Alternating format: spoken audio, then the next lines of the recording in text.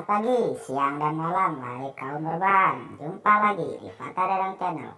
Kali ini kita akan menceritakan alur film yang rilis tahun 2009 berjudul Ninja Assassin. Menceritakan tentang Raizo, seorang ninja dari klan Ozuno yang sudah muak dengan kekejaman klan tersebut. Raizo juga ingin membalas dendam kepada klan Ozuno, terutama kepada gurunya yang telah membunuh kekasih Raizo di depan matanya. Tak perlu panjang lebar, langsung saja ke alur filmnya. Check it out.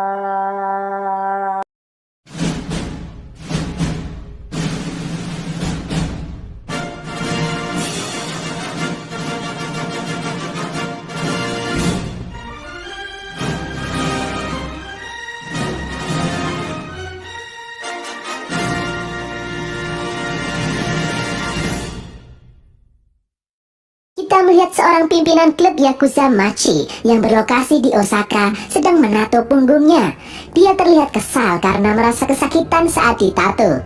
Si tukang tato yang sudah tua mengatakan kalau misalkan ada orang yang merasa kesal dan kesakitan saat ditato, maka orang itu tidak cocok hidup di lingkungan yang keras. Pimpinan Yakuza itu marah dan merasa terhina. Kemudian datang salah satu anak buahnya membawa sepucuk surat yang berisi pasir hitam. Si tukang tato terlihat ketakutan melihat pasir hitam yang keluar dari dalam surat. Hal itu menandakan sesuatu yang mengerikan akan segera terjadi. Si pimpinan Yakuza dan anak buahnya tertawa dan menganggapnya lelucon. Si pria tua itu menceritakan kalau dulu seseorang juga menerima amplop yang berisi pasir hitam yang sama. Lalu kemudian hal mengerikan terjadi. Mereka muncul dari balik bayangan. Semua orang tewas. Si kakek tua kemudian menunjukkan bekas luka di dadanya. Terlihat bekas luka di dada bagian kiri. Pria tua itu mengaku beruntung karena jantungnya tidak seperti orang kebanyakan dan terletak di dada sebelah kanan. Di tengah dadanya terdapat tato ninja untuk pengingat dirinya akan kejadian mengerikan itu. Para Yakuza pun tertawa mendengar cerita tentang para ninja di era modern seperti saat ini. Lalu tiba-tiba kepala salah satu anggota Yakuza itu terbelah. Mereka semua kaget dan ketakutan. Mereka berteriak, lampu-lampu padam. Terdengar suara pedang mengayun di mana-mana tanpa terlihat sosok yang mereka hadapi. Satu persatu para anggota klub Yakuza itu tumbang. Si pimpinan Yakuza menembakkan pistol ke sembarang arah saking paniknya. Saking ketakutannya, dia mengatakan akan membayar berapapun kepada ninja yang dia hadapi, asalkan jangan membunuhnya. Namun tidak ada jawaban sama sekali. Si pria tua mengatakan kalau sia-sia bernegosiasi dengan makhluk ini karena mereka bukan manusia, melainkan iblis yang dikirim dari neraka. Saat sedang panik, kemudian tangan si pimpinan Yakuza itu tiba-tiba putus dan kepalanya ditebas oleh senjata tak terlihat. Dia pun tewas seketika. Sangat mengerikan. Kemudian dari balik bayangan muncul sosok ninja yang dimaksud. Ninja itu berjalan mendekati si pria tua dengan mata yang dingin. Sang ninja tanpa basa-basi langsung menebas si pria tua. Kemudian berpindah di kota Berlin, di markas Europol. Seorang agen penyelidik yang bernama Mika Koretti menemui atasannya yang bernama Maslow. Dia memberikan hasil penyelidikannya tentang pembunuhan misterius yang terjadi akhir-akhir ini. Dimulai dari insiden terbunuhnya Ratu Korea di tahun 1800-an oleh anggota klan ninja Ozuno. Mika menyelidiki transkrip persidangan terdakwa yang bernama Kunitomo Shigeaki, di mana jaksa menanyakan soal pembayaran 45,3 kg emas kepada klan Ozuno, di mana setelah itu tidak pernah dibahas lagi sampai sekarang. Jumlah itu sama dengan rumor yang beredar di mana ada kelompok Yakuza membayarkan 45,3 kg emas kepada klan Ozuno yang berujung pembantaian klub Yakuza Machi yang berlokasi di Osaka sebelumnya. Mika berpikir klan ini berusia ribuan tahun dan tidak pernah berubah dalam menghargai nyawa buruannya. Kemudian Mika menelusuri lebih dalam lagi. Mika menemukan keterkaitan atas insiden tewasnya Perdana Menteri Rusia Zhukov dengan klan Ozuno. Sehari sebelum pembunuhan, terdapat transfer misterius dari Bank Shanghai berjumlah sama persis dengan nilai 45,3 kg emas saat ini. Mika mengatakan kalau klan Ozuno bukanlah mitos, tetapi nyata. Klan itu menculik anak-anak jalanan dan melatih mereka menjadi mesin pembunuh. Maslow merasa semua hal ini tidak masuk akal. Dia belum bisa mempercayainya. Kemudian berpindah di sebuah lokasi penyewaan mesin laundry. Terlihat seorang pria yang sedang mencuci pakaian. Di sampingnya ada seorang wanita yang mencoba meminta bantuan kepada pria itu. Saat pria itu mendekatinya, dia bertanya, "Kamu dari klan mana? Sedang apa kamu di Berlin?" Sang wanita terlihat kaget. Kemudian wanita itu langsung menyerang si pria. Terjadi pertarungan di sana menggunakan pisau kecil. Lalu saat pemilik laundry memeriksa keadaan, dia menemukan hal aneh. Di salah satu mesin laundry miliknya, keluar darah dari dalam mesin laundry. Terdapat tubuh manusia yang tewas di dalamnya. Kembali ke tempat Mika dan Maslow terlihat makan siang bersama di pinggir jalan. Maslow mengatakan kalau dia telah menyelidiki lebih lanjut temuan Mika atas tewasnya Perdana Menteri Rusia beberapa tahun lalu. Dengan informasi jaringan KGB Rusia miliknya, dia menemukan sebuah laporan milik agen KGB berpangkat tinggi yang bernama Alexei Sabatin. Laporan itu membahas kemungkinan beberapa pembunuhan politik dilakukan oleh jaringan kuno yang canggih yang disebut 9 klan. Mika bertanya lalu bagaimana nasib Alexei Sabatin. Maslow mengatakan kalau agen itu diusir dari dinas dengan alasan gangguan mental. Mika akhirnya lega. Maslow percaya dengan hasil penelitiannya. Berpindah ke pria yang tadi terlihat di tempat laundry. Dia bernama Raizo. Raizo memasuki apartemen miliknya. Di dalamnya terdapat berbagai persenjataan ninja. Raizo adalah seorang ninja. Di dalam apartemen, Raizo teringat dengan masa lalunya saat pimpinan klan Ozunu, Lord Ozunu, memperkenalkan dirinya saat masih kecil di hadapan anak-anak murid klan Ozunu lainnya. Di memori yang lain, terlihat Lord Ozunu menyuruh para murid untuk menguasai tubuh mereka. Rasa sakit, lapar, haus, termasuk anggota tubuh, darah, dan kulit adalah hal yang harus dikuasai. Kemudian Ozunu terlihat menyayat telapak tangannya dengan pisau. Lalu kemudian dia menggenggam tangannya dan mengucapkan beberapa mantra ninja. Lalu saat dibuka, luka sayatan di telapak tangannya telah hilang, sembuh dengan sendirinya. Itulah kekuatan klan Ozunu. Itulah jalan ninja mereka. Siang harinya terlihat Raizo telah berhasil melumpuhkan temannya di dalam sebuah pertarungan. Ozunu mengatakan kalau hidup adalah pertempuran. Raizo yang tadinya anak jalanan yang dibuang orang tuanya, dia berjuang bertahan hidup hingga akhirnya bisa menang. Karena dalam pertempuran saat melawan musuh harus tanpa keraguan atau belas kasihan. Untuk bertahan harus belajar untuk tidak takut. Raizo dewasa selalu berlatih menguasai tubuhnya. Kemudian memori kembali ke masa lalu di mana Raizo kecil harus berjalan di lantai khusus agar bisa berjalan tanpa suara. Saat Raizo kecil gagal dan lantai itu mengeluarkan suara, Ozunu kemudian memukul kaki Raizo kecil hingga berdarah-darah. Malam harinya, Raizo kecil tidak bisa tidur karena kesakitan. Lalu terlihat salah satu teman Raizo yang bernama Kiriko mengobati luka-luka di kaki Raizo. Luka-luka itu masih membekas hingga Raizo dewasa. Di lain tempat, Mika menemui istri dari Alex Sabatin, agen KGB yang membuat laporan keterkaitan kematian Perdana Menteri Rusia dengan 9 klan. Istri Alex mengatakan kalau dulu laporan Alex menimbulkan masalah pada karirnya. Setelah laporan Alex mencuat, terlihat sikap Alex tidak seperti biasanya. Alex terlihat ketakutan. Dia memasang kunci di setiap celah rumahnya. Alex memasang kamera dan sensor gerak di segala tempat. Alex memasang lampu-lampu di mana-mana. Tidak boleh ada bayangan, kata Alex. Suatu hari, ada seorang pria datang ke rumah Alex. Mereka berbincang sesaat, lalu pergi. Istri Alex mengatakan kalau Alex dulunya seorang prajurit anggota intelijen Rusia. Alex bukanlah pria yang mudah takut. Lalu saat istri Alex menemui suaminya, terlihat ketakutan yang sangat terpancar di mata Alex. Lalu Alex berdiri, mengatakan kalau Alex sangat mencintai istrinya. Istri Alex mengatakan bahwa Alex sudah meninggal. Sebelum dia meninggal, terjadi insiden lampu mati, dan istri Alex tidak mau melanjutkan ceritanya lagi. Istri Alex kemudian memberi Mika berkas penelitian yang dulu ditinggalkan oleh Alex. Di rumah, Mika membuka berkas milik Alex. Di sana terdapat berbagai macam bukti kalau para ninja itu nyata. Lalu terdapat kaset rekaman CCTV. Saat disetel, terlihat wajah Raizo di dalamnya. Berpindah di apartemen Raizo, dia terlihat berlatih menggunakan pedang dan kusarigama. Terlihat amarah dalam diri Raizo. Raizo kemudian teringat dengan masa lalunya kembali saat dia menginjak remaja sebagai murid Ozunu. Raizo bertarung dengan teman sebayanya. Awalnya, Raizo bisa mengendalikan pertarungan. Namun lawannya menggunakan cara licik yang akhirnya bisa mengalahkan Raizo. Kemudian Ozunu mendekati Raizo bahwa apa yang dia rasakan bukanlah rasa sakit yang sebenarnya. Lalu Ozunu menekan bagian dalam perut Raizo dan mengatakan kalau inilah rasa sakit yang sebenarnya. Raizo terlihat berteriak kesakitan. Ozono menyuruh Raizo untuk bertahan dari rasa sakit itu. Hingga malam tiba, rasa sakit itu tidak hilang. Pagi harinya saat Ozono menemui Raizo, terlihat Raizo sudah bisa menguasai rasa sakitnya. Berpindah ke tempat Mika, di kantornya, Mika ditemui oleh agen Zabransky. Dia menanyakan apakah agen Maslow bertingkah aneh belakangan ini. Zabransky mengatakan kalau beban kerja yang berat bisa membawa stres dan kelelahan mental. Mika kemudian menemui Maslow. Ternyata Maslow juga ditemui oleh agen Zabransky dan menanyakan hal yang sama terhadap Mika. Mika mengatakan kalau ada pihak yang mengawasi mereka dan tidak ingin mereka melanjutkan penyelidikan tentang kasus 9 klan ini.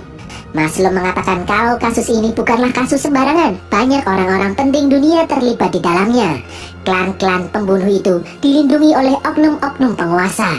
Maslow kemudian menyuruh Mika untuk lebih berhati-hati. Malam harinya Mika pulang ke rumah meneliti berkas laporan milik Alex. Di sana tertulis di dalam gulungan kuno di abad 14, seorang penjelajah muslim yang bernama Ibnu Battuta mengunjungi salah satu dari 9 klan tertua yang bernama klan Pasir Hitam di dalam Shido terpencil yang tersembunyi di balik pegunungan bersalju. Ibnu Battuta melihat perayaan makan malam diiringi pertunjukan pertarungan bela diri dua bocah kecil yang berusia di bawah 10 tahun. Kemudian berpindah ke tempat Raizo. Saat di perjalanan, Raizo teringat masa lalunya bersama Kiriko. Terlihat Kiriko memotong tali bonsai. Raizo yang melihatnya mendekati Kiriko dan mengatakan kalau Kiriko akan dihukum karena tindakannya. Kiriko mengatakan kalau jantung pohon akan tahu kemana mereka tumbuh. Raizo menjawab kalau pohon tidak punya jantung, sedangkan menurut Kiriko, semua makhluk hidup mempunyai jantung. Raizo lalu menjawab lagi kalau dirinya tidak mempunyai jantung. Kemudian Kiriko menempelkan telinganya ke dada Raizo, lalu mengatakan kalau Kiriko mampu mendengar detak jantung Raizo dan mengatakan kalau jantungnya merindukan Raizo. Raizo pun tak percaya. Kiriko kemudian menyuruh Raizo mendengarkan detak jantungnya. Kemudian di suatu masa, Raizo muda terlihat ditutup matanya oleh Ozono. Raizo harus bisa hidup tanpa indera penglihatan selama setahun penuh. Raizo bertarung dengan hanya mengandalkan indera pendengarannya. Awalnya Raizo belum bisa menyesuaikan diri, namun kemudian indera pendengaran Raizo mampu meningkat tajam dan bisa bertarung tanpa melihat. Raizo mampu mendengar gerakan lawannya dan dapat mengalahkannya. Malam harinya saat istirahat, dengan kemampuan indera pendengarannya, Raizo mampu mendengarkan detak jantung Kiriko yang berdetak seirama dengan detak jantungnya. Raizo pun tersenyum. Di lain hari, Kiriko terlihat mampu mengalahkan lawannya di dalam pertarungan. Kemudian Ozono memerintahkan Kiriko untuk menyayat lawannya menggunakan pisau. Namun Kiriko menolaknya. Ozono kemudian melukai pipi Kiriko dan menghukum Kiriko. Malam harinya, Raizo yang kasihan menemui Kiriko di dalam kotak hukuman. Raizo memberikan air minum kepada Kiriko yang terlihat kehausan. Di lain hari di suatu malam terjadi hujan lebat. Raizo melihat Kiriko sudah tidak berada di tempat tidurnya. Raizo kemudian mengejar Kiriko yang hendak kabur. Raizo berusaha menghentikan aksi Kiriko karena akibatnya akan fatal. Namun Kiriko tetap melanjutkan aksinya untuk kabur karena hidup yang sebenarnya berada di luar sana. Kiriko kemudian melanjutkan aksinya naik ke atas dinding untuk kabur dari tempat itu. Berpindah ke Raizo dewasa, dia terlihat berjalan membawa foto Mika dengan tulisan alamat di belakangnya. Sementara itu di tempat Mika, Maslow memperingatkan Mika akan bahaya yang mengintai mereka. Karena Maslow tidak pernah dicurigai seperti sekarang selama masa karirnya. Dia diperiksa oleh Provos, Pertahanan Dalam Negeri, CIA dan lain-lain berdatangan. Maslow kemudian menyuruh Mika untuk cuti dan membekalinya dengan sebuah pistol. Sesampainya di rumah, ternyata lingkungan rumah Mika tengah terjadi pemadaman listrik. Di dalam rumah gelap gulita. Tak disangka, Mika menemukan amplop putih yang berisikan pasir hitam di dalamnya. Tak lama kemudian terlihat seorang ninja mengayunkan pedang ke arahnya dan tertahan oleh sesuatu. Ternyata ada 2 orang ninja di sana. Terjadi pertarungan antara 2 orang ninja itu. Mereka bertarung di dalam gelap. Terlihat salah satu orang ninja berhasil dilumpuhkan. Kemudian terdengar suara yang memperingatkan Mika bahwa akan ada banyak lagi yang datang. Mereka tidak akan berhenti sampai Mika mati. Suara itu mengatakan kalau dia akan membantu Mika. Kemudian muncul sosok manusia dari balik bayangan. Dia adalah Raizo. Dia yang menyelamatkan nyawa Mika. Mika terlihat mengenal Raizo dari rekaman CCTV. Raizo kemudian mengajak Mika untuk meninggalkan tempat itu.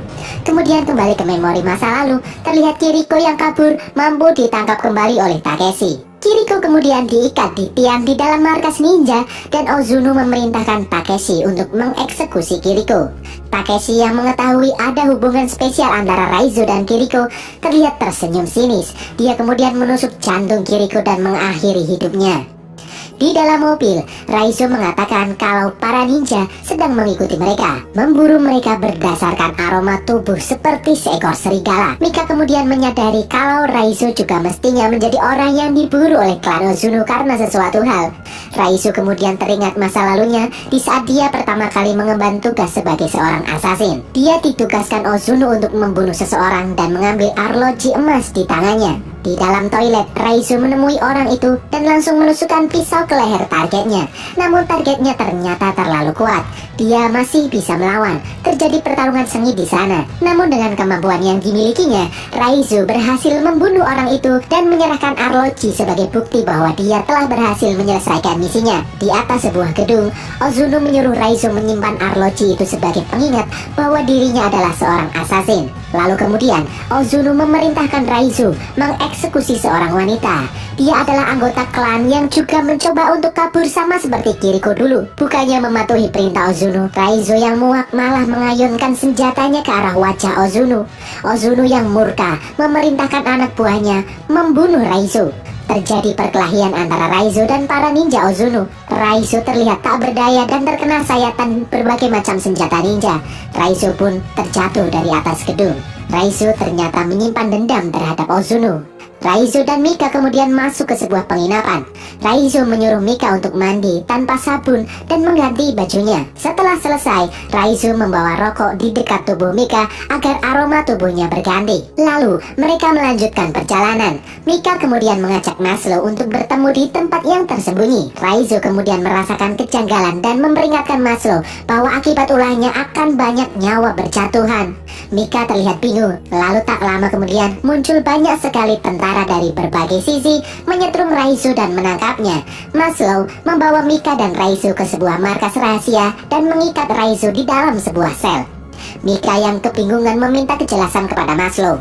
Maslow mengatakan ada seseorang yang berkuasa memerintahkannya untuk menangkap Raizo. Maslow tidak punya pilihan lain selain mematuhinya.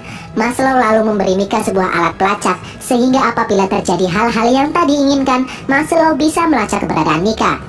Mika kemudian mendekati Raizo dan memberi Raizo beberapa teguk air mineral. Raizo memperingatkan Mika bahwa para ninja sudah tahu lokasi mereka saat ini. Mika kemudian memberitahu Maslow tentang ancaman para ninja. Maslow dan tim yang bersenjatakan lengkap menganggap remeh kata-kata Mika. Lalu tiba-tiba lampu padam. Mika langsung berlari menuju Raizo. Di dalam kegelapan, para tentara berusaha mencari tahu apa yang terjadi.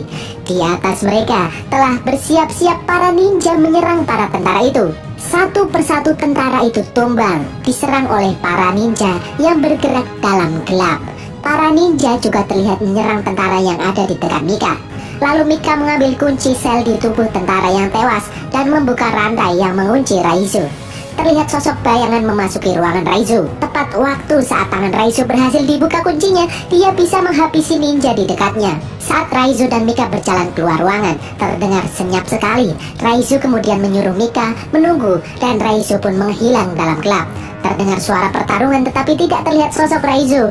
Lalu kemudian muncul Raizo dan seorang ninja bertarung. Raizo berhasil melumpuhkan ninja itu. Di lain tempat, Maslow berjuang menyelamatkan diri dari serangan para ninja. Raizo kemudian menyuruh Mika mengambil mobil yang berada di dalam parkiran. Saat Mika pergi, muncul puluhan ninja dari balik bayangan. Mereka pun bertarung. Raizo melawan puluhan ninja klan Ozuno. Raizo terlihat mampu menghindari setiap serangan-serangan yang ada. Dia menghabisi para ninja itu satu persatu. Dengan kemampuan bertarung ninja berskill tinggi, Raizo masih sanggup bertahan. Kemudian terlihat semakin banyak lagi ninja berdatangan. Raizo yang mulai kelelahan terlihat terluka oleh sabetan pedang. Raizo melompat menghindari serangan para ninja. Di tempat lain, Mika yang sudah berada di dalam mobilnya mendengar suara-suara aneh. Lalu muncul pisau ninja menembus kaca mobilnya. Dia pun menginjak pedal gas dengan panik.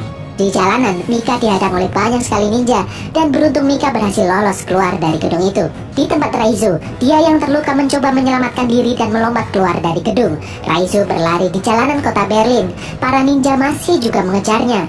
Terjadi pertarungan di jalanan. Seorang ninja berhasil merobek perut Raizo. Raizo pun tumbang. Lalu muncul Mika menabrak ninja itu. Mika kemudian menyelamatkan Raizo. Mika bermaksud membawa Raizo ke rumah sakit, namun Raizo menolaknya. Mika kemudian membawa Raizo ke dalam sebuah penginapan. Raizo terbaring tak berdaya dengan luka di sekujur tubuhnya. Lalu kemudian dari luar penginapan, Mika melihat beberapa bayangan memasuki ruangan tempat Raizo terbaring. Pagi harinya kepolisian datang berbekal alat pelacak milik Mika dan hanya menemukan Mika terduduk sendirian. Para ninja membawa Raizo pergi. Di dalam kotak, Raizo mencoba memulihkan dirinya sendiri dengan kemampuan yang dimiliki oleh klan Ozuno. Luka-luka itu menutup satu persatu. Dan sampailah Raizo di markas klan Ozuno. Dia dibawa ke hadapan sang Ozuno, pemimpin klan. Ozuno berkata awalnya dia mempersiapkan Raizo sejak kecil untuk menjadi penggantinya memimpin klan. Namun sekarang akibat ulah Raizo, Ozuno berniat mengeksekusi Raizo karena telah mempermalukan nama baik klan. Malam harinya, Raizo terlihat diikat di sebuah tiang bersiap untuk dieksekusi. Ozuno terlihat menekan perut Raizo untuk menyiksanya. Raizo sampai muntah darah. Takeshi menyadari kalau Raizo membawa alat pelacak yang diberikan kepada Mika sebelumnya. Lalu kemudian muncul para tentara pasukan yang dibawa Maslow dan Mika datang menyelamatkan Raizo. Raizo ternyata telah menunggu mereka. Mika kemudian melepaskan ikatan Raizo. Terjadi pertempuran antara pasukan militer melawan para ninja. Para ninja terlihat mampu mengatasi ancaman dari para tentara yang menyerang. Lalu Takeshi memasuki sebuah ruangan. Di dalamnya sudah terdapat Raizo dengan dua pedangnya siap bertarung. Takeshi menyuruh 4 rekannya menyerang Raizo. Lalu terjadi pertarungan ninja tingkat tinggi. Raizo terlihat sanggup menumbangkan mereka satu persatu. Lalu kemudian giliran Takeshi yang melawan Raizo. Takeshi terlihat cukup kuat. Mereka berdua bertarung di antara kobaran api. Raizo mengingat bahwa yang mengeksekusi Kiriko adalah Takeshi. Raizo terlihat marah dan menyerang Takeshi bertubi-tubi. Takeshi yang tak berdaya akhirnya tewas di tangan Raizo. Raizo kemudian berjalan mendekati Ozuno dan akhirnya Raizo pun bisa berhadapan langsung dengan Ozuno. Ozuno terlihat mampu menghilang di dalam gelap dan menyerang Raizo dari arah yang dia tidak ketahui. Raizo mengambil sebuah pedang dan mencoba untuk melawan Ozuno. Terjadi pertarungan ninja yang sangat brutal antara Raizo dan Ozuno. Meskipun penuh dengan luka, Raizo masih berusaha terus bertarung dengan Ozuno.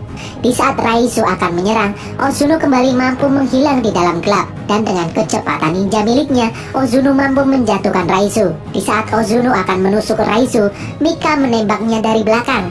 Raizo menyuruh Mika untuk lari, namun terlambat. Ozuno terlihat menghilang di dalam gelap dan muncul di belakang Mika. Dengan mudah Ozuno menusuk Mika tepat di jantungnya. Melihat Mika tumbang, kali ini Raizo dengan kecepatan ninjanya mampu menghilang di dalam gelap dan menyerang Ozuno secara bertubi-tubi sampai lengan Ozuno terputus. Ozuno yang sudah tak berdaya kemudian langsung dieksekusi oleh Raizo. Raizo pun mampu mengalahkan Ozuno. Lalu Raizo mendengar detak jantung Mika. Raizo pun membopong Mika keluar dari bangunan itu. Raizo mengatakan kepada Maslow bahwa Mika baik-baik saja. Mika memiliki jantung yang spesial yang berada di sebelah kanan dadanya, tidak seperti manusia pada umumnya.